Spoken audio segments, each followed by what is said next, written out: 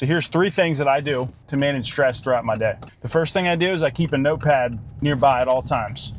Not the one on my phone, not the one on my iPad, something physical that you can rip the sheet off of. And here's the first tactic. So whatever's bothering you, you write it down in as explicit detail as you can imagine. All your frustrations, don't hold back, just write.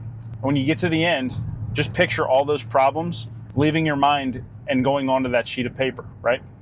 So now that you've emptied your mind onto that sheet of paper, take the sheet of paper off, crumple that mother up as hard as you can, and throw it in the trash can like you mean it. And with it, picture all the trouble and all the pain that you just wrote on that piece of paper going in the wastebasket with it. The next thing I do, and if you have a bed, it's a lot easier. If you don't, you can just imagine it when you're sitting in a chair.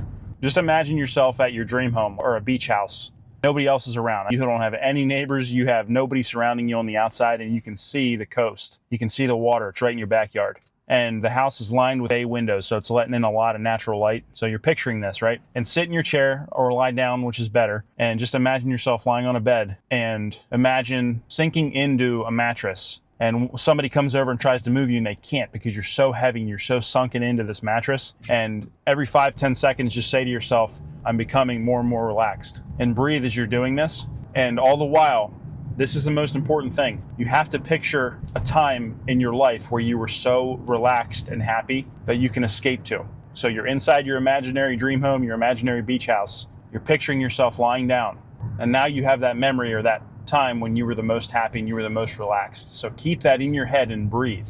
For me, it was as a kid. My nan used to hold me. I was 3 or 4 and she used to hold me and rock me to sleep. And I remember the recliner and I can remember the smell of the detergent that she used to wash her clothes in. So it's important that you keep in mind the smells, the sights, the sounds that you experience during that happy time and associate them in your head. And do it as long as you need to. I recommend you start out with 30 to 45 minutes and then eventually you'll be able to get it down to a minute or 2 and take a few deep breaths and correct the negative feelings or the stress that you're having. And the third thing, which is my favorite, this got me through a really, really tough time in my life, and hopefully it can help you out as well. Find a sink and let the water run. Make sure the water's hot or warm, and just let it run and put your hands on the sink and look over at the drain, let your head bend softly and stare at the water going down the drain. Now, picture all the problems and all the stuff that's stressing you out, and with each breath that you take, one of those things that's stressing you out falls into the sink and goes down the drain. All right, so picture yourself looking over at this sink and close your eyes because you can hear the water running. All right, so you're breathing in and out and all your stresses are falling off your head, your body, and they're falling into the sink.